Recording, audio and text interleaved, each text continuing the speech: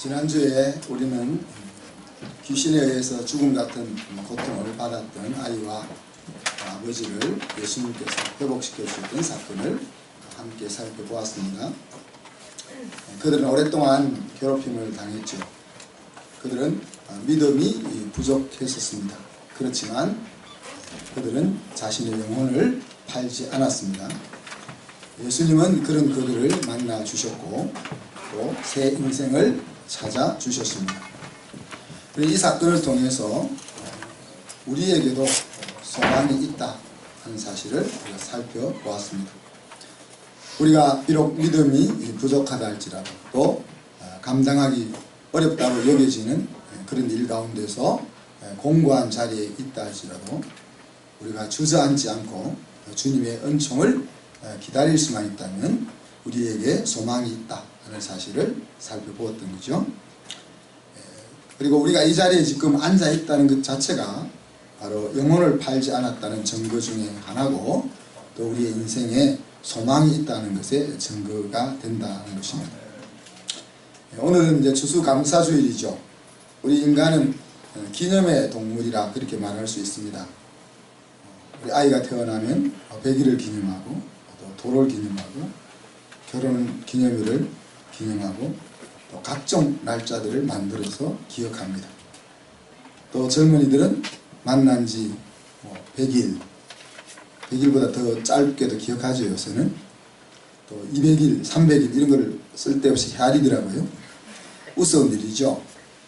그래도 그것이 이제 사람의 모습이라 하는 겁니다. 이스라엘 사회도 기념하는 날들이 여럿 있습니다. 그래서 보리를 수확하는 초실절이 있죠. 그리고 첫 밀을 수확하고 아니 그 맥추절 혹은 칠칠절, 오순절이라고 부르는 절기도 있고 또 모든 곡식을 다 거두고 창고에 곡간에 거두고 나서 드리는 수장절 혹은 장막절, 초막절이라는 절기도 있습니다. 또 하만으로부터 민족을 구원받았던 그것을 기념하는 부림절이 있고 또 애굽에서 탈출하게 된 그래서 나라를 만들게 되었던 유월절이라는 절기들이 있습니다. 이런 절기들은 하나님이 이스라엘 백성들을 위해서 행하신 일들과 연결이 되어 있죠. 그래서 오늘은 바로 그 하나님이 행하신 큰 일과 감사에 대한 이야기들을 함께 나누기를 원합니다. 예수님과 제자들이 갈릴리와 사마리아를 지나서 유대 땅 예루살렘으로 여행을 하고 있습니다. 그 노정에 예수님은 사마리아 지방 근처의 한 촌에 들어가죠.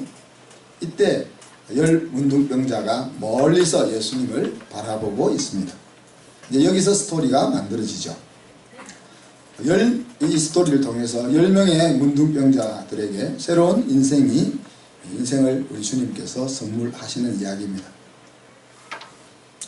하나님의 큰 손은 우리의 인생 가운데 작용을 하게 되는데 때로는 그 큰 손이 우리의 삶에 직접적으로 역사해서 큰 일을 이루기도 하시고 또 다르게는 우리에게 허용하는 그런 일들을 통해서 역사하시기도 합니다.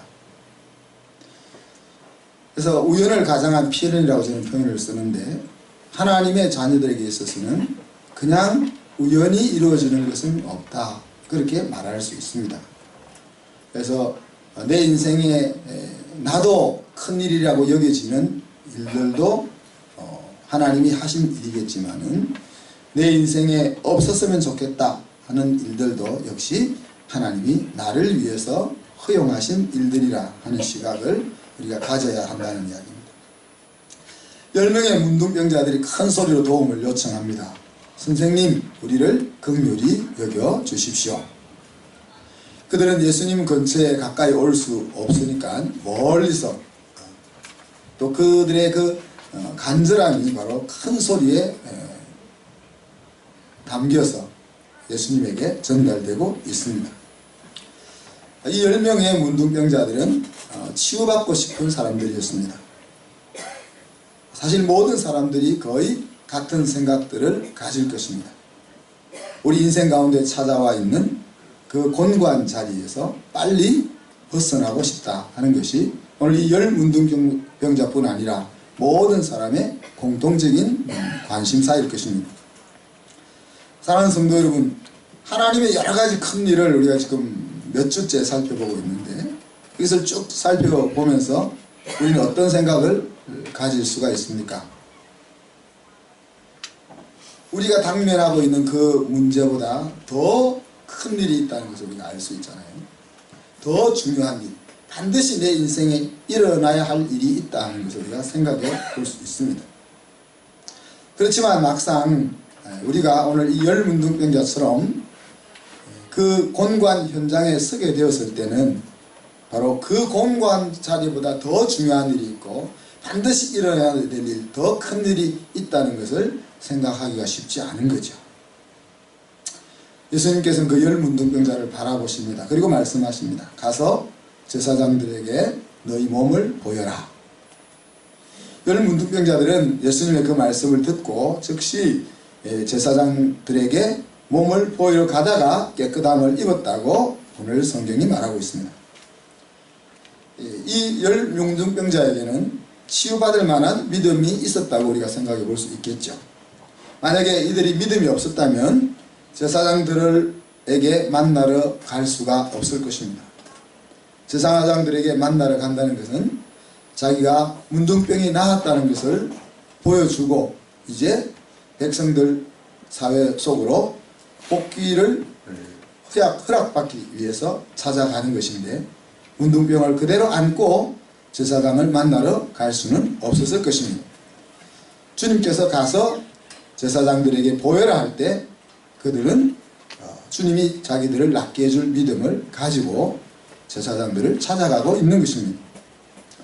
예수님은 다양한 방법으로 곤고한 자리에 있는 사람들을 치유하셨던 것을 살펴보죠. 어떤 때는 그냥 치료하셨습니다. 마치 어린아이가 열이 너무 심하면 의사는 일단 열을 내리게 만듭니다. 그죠? 그리고 그 열이 원인이 어디 있는지를 찾아서 병을 치료하지만은 일단은 먼저 열을 내려놓는 것처럼 우리 각자에게 근본적으로 해결해야 될 여러 가지 문제를 안고 있기는 하지만은 그러나 우리가 처하고 있는 그 곤고함의 자리를 주님께서 즉시 이유 없이 치료하시기도 하셨던 것을 우리가 볼 수 있습니다. 또 한 가지 방법은 주변 사람들의 믿음을 통해서 치유하는 역사를 우리가 보았죠. 그래서 내 주변에 어떤 사람이 있느냐 하는 것이 중요하다는 것을 우리가 살펴보았습니다. 또 나 또한 내 옆에 있는 사람에게 어떤 영향을 미칠 수 있을 것인가 하는 것들도 살펴보았습니다. 또 세 번째는 본인의 믿음을 보고 주님께서 치유하시기도 하셨습니다. 이것이 이제 가장 많은 경우에 치유 사역에 해당하는 거죠. 그래서 가장 중요한 것이 내가 예수님을 어떻게 인식하느냐 하는 것이다 하는 것을 우리가 살펴보았습니다. 넷째는 믿음이 없는 사람을 그 본인의 믿음을 일으켜서 치유를 하셨습니다. 그래서 받을 만한 상태가 될 때까지 받을 만한 상태가 되었어야 주님이 일하시는 것을 우리가 보았던 거죠. 또 다섯 번째는 믿음이 순종으로 나타나게 하셔서 치유하는 일들을 행하셨습니다. 히브리 사고나 또 동양 사고에는 안다는 것과 믿는다는 것과 행한다는 것이 같은 내용이기 때문에 그렇습니다. 사람들은 자기가 익숙한 방식으로 행동하는 경향이 있죠. 그래서 그걸 우리가 본능이라고 말할 수 있습니다. 그렇지만 이제 지도자라는 것은 부모라는 것은 이 본능을 넘어서야 합니다. 왜 그렇습니까? 지도자는 사람을 얻어야 하는 자리에 있는 것이고 사람을 이끌어야 하는 자리에 있기 때문입니다. 부모는 자식을 복된 자리로 이끌어 가야 하기 때문에 그렇습니다. 그래서 내 생긴 대로, 내 모양대로, 내 본능대로 행할 수 없다는 이야기입니다. 고기를 잘 잡는 어부는 자기가 편한 방법으로 고기를 잡지 않습니다. 고기가 좋아하는 방식으로 접근한다는 이야기입니다. 학생들은 어떻게 배우는가? 우리가 educational care라는 이제 교육을 지금 두 모듈까지 받았는데, 그 두 번째 모듈의 주제가 학생들은 어떻게 배우는가 하는 내용입니다. 배우는 모습이 아이들마다 다르다는 거죠. 그리고 요즘은 이제 다중지능이라는 것이 등장해서 8가지 학생들이 배우는 형태가 다르다 하는 것을 주장하기도 합니다. 좋은 교사라는 것은 그러니까 아이들이 배우는 방식을 찾는다는 겁니다. 교사가 가르치기에 편한 방식을 취하는 것이 아니고 자기가 가르치는 아이가 받아들이는 방식을 찾아서 가르친다는 거죠. 이것은 교사에게는 불편할 수 있습니다. 수고가 들어가야 하는 일입니다. 그렇지만 열매가 있는 일이죠. 예수님께서도 제자를 부를 때마다 그 방식이 달랐습니다. 어떤 사람은 네가 가지고 있는 재산을 다 팔아서 가난한 자에게 나눠주고 나를 따라라, 그렇게 하기도 하고, 고기를 잡고 있는 사람에게 그냥 그물을 버려두고 나를 좇으라고도 하십니다. 그 사람에게 가장 중요한 것이 무엇인지를 알고 계시기 때문에 그 문제를 가지고 예수님이 접근하셨던 것이죠. 문둥병에 나은 것을 발견한 10사람은 너무 신이 난 나머지 제사장에게 몸을 보이고 집으로 돌아가도 좋다는 답을 가지고 자기 집으로 돌아갔습니다. 아마 각 가정에서는 큰 잔치가 벌어졌겠죠. 그죠? 그런데 한 사람은 집으로 달려가지 않고 예수님께로 돌아왔습니다. 그 사람이 바로 사마리아 사람이었습니다. 왜 오늘 성경이 예루살렘으로 가는 여정 가운데서 맨 위쪽에 이스라엘 북쪽 지방이 갈릴리고, 바로 갈릴리를 지나면 사마리아 땅, 사마리아를 지나면 유대 땅, 예루살렘, 이렇게 이어지는데, 보통 유대인들은 사마리아 사람들을 동족으로 취급하지도 않잖아요. 동족으로 취급하지 않아서 이 가깝게 이렇게 갈 수 있는 길을 요단강을 건너서 반대편으로 가가지고 그 광야를 한참 지나서 다시 요단강을 건너서 예루살렘으로 가는 이 길을 선택해서 갑니다. 근데 오늘 예수님께서는 굳이 갈릴리에서 사마리아를 거쳐 예루살렘으로 가고 있다고 성경이 이야기하고 있고, 또 사마리아 사람이라 하는 것을 굳이 강조하고 있습니다. 그것을 보면은 나머지 9명의 문둥병자들은 유대인이었음을 우리가 짐작해 볼 수 있는 거죠. 그래서 이 사마리아인이 큰 소리로 하나님께 영광을 돌립니다. 예수님께 뛰어오면서 주변 사람들이 미칠 듯 기뻐서 소리 지르고 있는 이 사람을 보았을 것입니다. 그리고 그 소리를 들었을 것입니다. 그렇게 달려와서 예수님 발 앞에 무릎을 꿇고 감사를 표했습니다. 자, 여러분이 만약에 이 문둥병자였다면, 나음을 입은 문둥병자였다면 어떻게 감사했을까요? 오늘 성경은 그냥 큰 소리로 하나님께 영광을 돌리며 예수님 발 앞에 와서 무릎을 꿇고 감사했다라고 짤막하게 두 문장으로 맺었지만은, 사실 이 과정은 벌써 몇 시간 정도의 시간이 소요되는 내용들입니다. 그죠?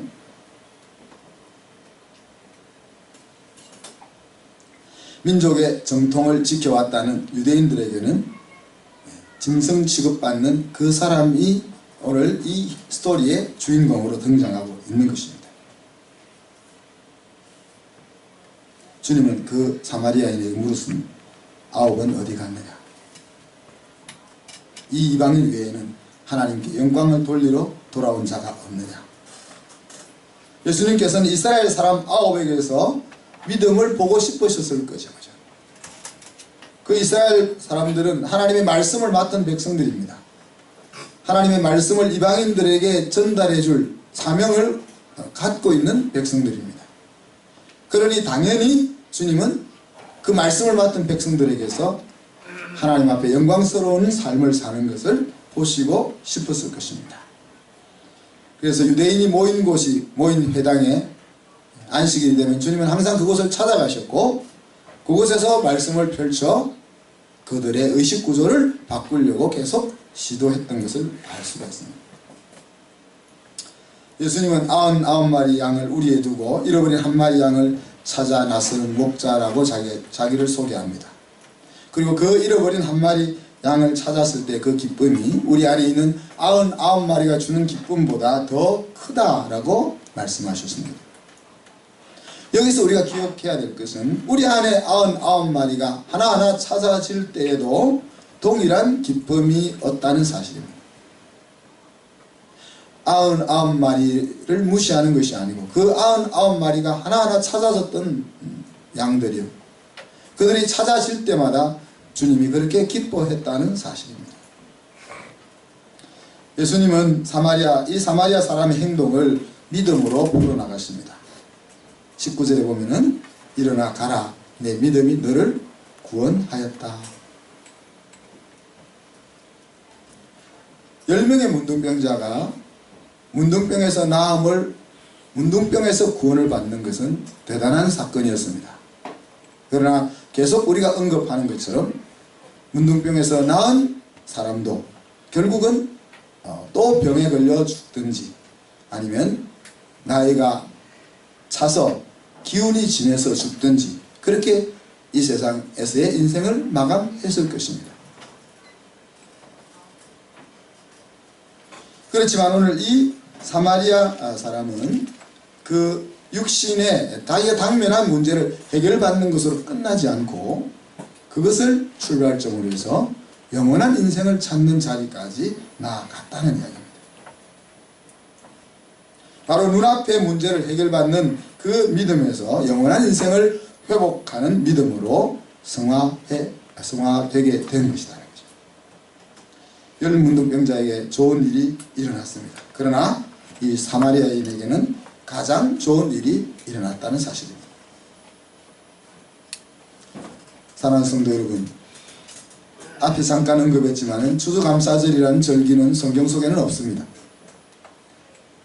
우리는 비슷한 것으로 수장절 혹은 장막절, 초막절이라고 불리는 것에서 추수감사절을 유래를 찾습니다. 1년 농사를 마무리하고 곡식을 곡간에 둔 시점, 그 시점은 마음이 가장 풍요로운 때지요.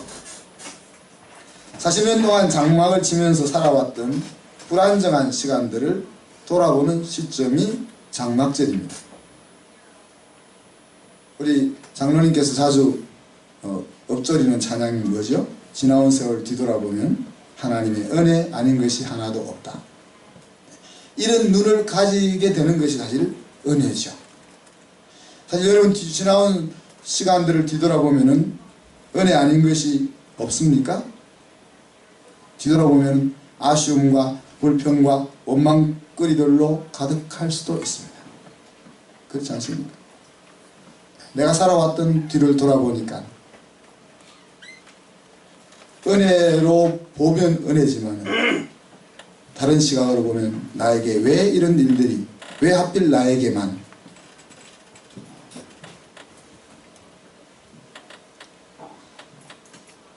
이 추수감사절은 농경사회니까 열의 하나와도 연결이 됩니다. 요즘 우리가 월급을 받아서 매달 11조를 드리고 헌금을 하지만 농경사회는 월급이란 게 없잖아요. 품삯을 받아도 쌀로 받고 그죠. 또 아니면 수습대가 되어서 받고 그렇습니다.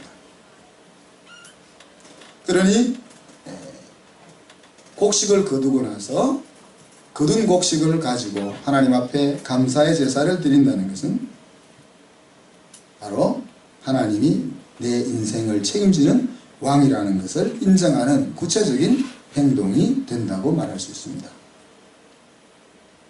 그래서 이제 이 감사와 11조 하는 것들을 연결시킬 수밖에 없는 거죠.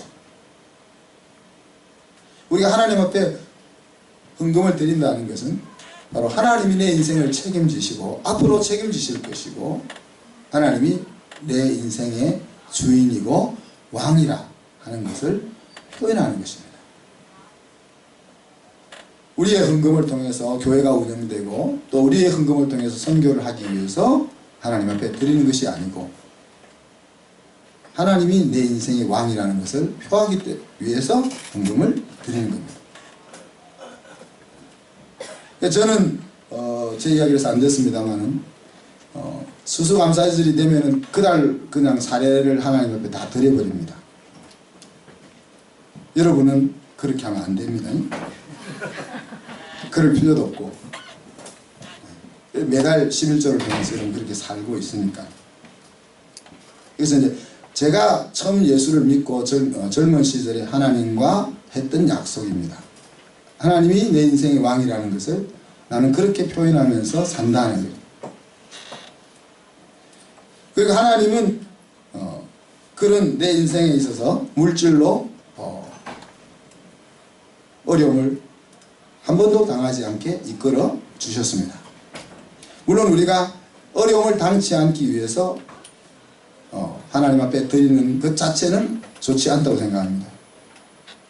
하나님이 우리의 아버지라는 것을 생각해 보면은 쓸데없는 어려움을 우리에게 주실 이유는 1%도 없는 거죠. 우리에게 어떤 일이 일어난다면 내가 이해하지 못할 뿐이지, 내가 그것을 받기가 불편할 뿐이지, 모든 것은 내 인생의 승리에 유용한 것이라고 사도 바울은 이야기하고 있습니다. 이것을 우리가 깨닫는다면은 아버지가 손대지 않을 수 있는 길을 걸어가는 것이 가장 중요하죠.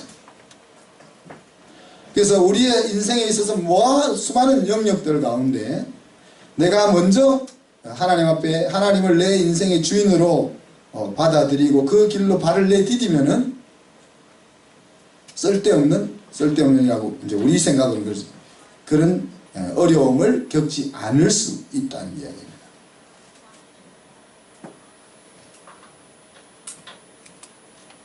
그래서 여러분이 생각할 수 있는 인생의 영역들을 한번 생각해 보십시오. 각 영역에 있어서 나는 하나님을 왕으로 생각하고 있는가? 자녀를 양육하는 면에 있어서, 사업을 경영하는 면에 있어서, 직장 생활을 하는 데 있어서, 공부하는 데 있어서, 친구를 사귀는 데 있어서, 우리 인생 가운데 주어지는 수많은 그 영역들 가운데서 정말 내가 하나님을 왕으로 인정하고 있는가 하는 것들을 질문할 필요가 있습니다. 그리고 우리가 지혜롭다면은 행동으로 그것을 보이는 것이 지혜로운 것이죠. 아나니와 삽비라처럼 외식으로 혹은 다른 지도자가 그렇게 하니까 자기도 치기로 그렇게 할 필요는 없습니다. 그죠? 그럼 돈도 잃고 신앙도 잃는 것입니다. 그래서 하나님 앞에 드릴 때는 내 마음이 그렇게 되은 상태에서 드리는 것만이 가능해요. 그래서 여러분이 하나님 앞에 헌금을 드릴 때도 마음이 담겨지지 않을 때는 안 드리는 것이 낫다.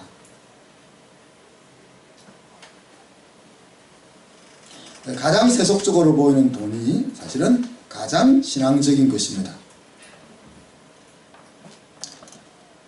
우리는 하나님의 큰 일을 통해서 하나님의 사랑을 경험합니다.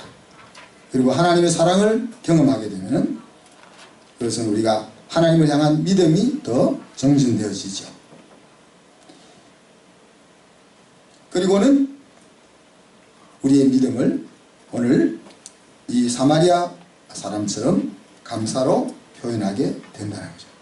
이것이 이제 신앙의 선순환 구조라고 말할 수 있습니다. 하나님이 우리의 삶 가운데 큰 일을 행하시면 우리가 하나님의 사랑을 깨닫고 하나님을 더 신뢰하게 되고 그 신뢰를 감사로 표현하면 더 큰 감사의 거리들이 눈덩이가 붙어서 굴러가듯이 그렇게 오늘 누가는 예수님께서 예루살렘으로 가는 여행 중에 의도적으로 사마리아 근방을 지나가고 있음을 보여주었죠. 그리고 남 입은 10문둥병자 중 하나님께 영광을 돌리고 예수님께 감사를 표한 사람이 사마리아 사람밖에 없었다 하는 것을 분명히 밝히려고 합니다. 그리고 9이 당면한 문제를 해결하는 데 거쳤다면 한 사람은 영혼의 문제를 해결받았음을 강조하고 있습니다. 땅에서는 유리하는 영혼의 필요를 만나주시던 그 주님의 궁극적인 목적지가 어디였느냐 하는 것을 우리에게 보여주는 거죠. 우리의 아픈 부분을 만져주는 궁극적인 목적지가 어디 있느냐 하는 것을 알려주고 있는 것입니다. 사랑하는 성도 여러분, 주님의 사랑을 깨닫는 그 자리에서 주님을 신뢰하는 자리까지 나아갈 수 있는 우리가 되기를 바랍니다. 또 그 주님을 신뢰하는 그 믿음이 그분이 나를 행하셨던 일들에 대해서 감사로 이어지는 그런 선순환이 우리 한순교회 속해 있는 모든 가족들의 삶 가운데 일어날 수 있도록, 이런 선순환 구조를 통해서 우리가 하나님을 아는 지식이 점점 더 깊어지고 넓어지고, 그 하나님을 아는 지식이 넓어지고 깊어지는 것만큼 내 삶의 질이 깊어지고 넓어진다는 사실을 우리가 깨달을 수 있기를 원합니다. 그래서 사랑과 믿음과 감사라는 이 선순환 구조가 저와 여러분의 삶을 왕성하게 이루어 나갈 수 있도록 주님의 이름으로 축복합니다. 아멘. 기도하겠습니다. 하나님 아버지, 한 해를 지켜주시고 이끌어주셨던 하나님을 감사하면서 우리가 열문둥병자가 치유받는 사건을 살펴보았습니다. 우리가 인생을 살아가는 가운데 우리 눈앞에 당면한 문제에 직면할 수밖에 없는 나약한 존재지만 수없이 말씀을 통하여 사건을 통하여 보여주시는 그 하나님의 소리를 제대로 들을 수 있게 하여 주셔서 눈을 들어 우리의 영원한 목적지를 바라볼 수 있는 저희들이 되게 하여 주옵소서. 믿음이 감사로 표현되어질 뿐 아니라 감사는 더 큰 하나님의 역사의 그런 잉태를 하는 도구가 되는 우리가 기억하게 하시고, 우리 모든 성도들이 바로 이 하나님의 은혜와 역사와 감사가 이어질 수 있는 그런 복된 인생을 살아갈 수 있도록 축복하여 주옵소서. 감사드리며 예수 그리스도 이름으로 기도하옵나이다. 아멘.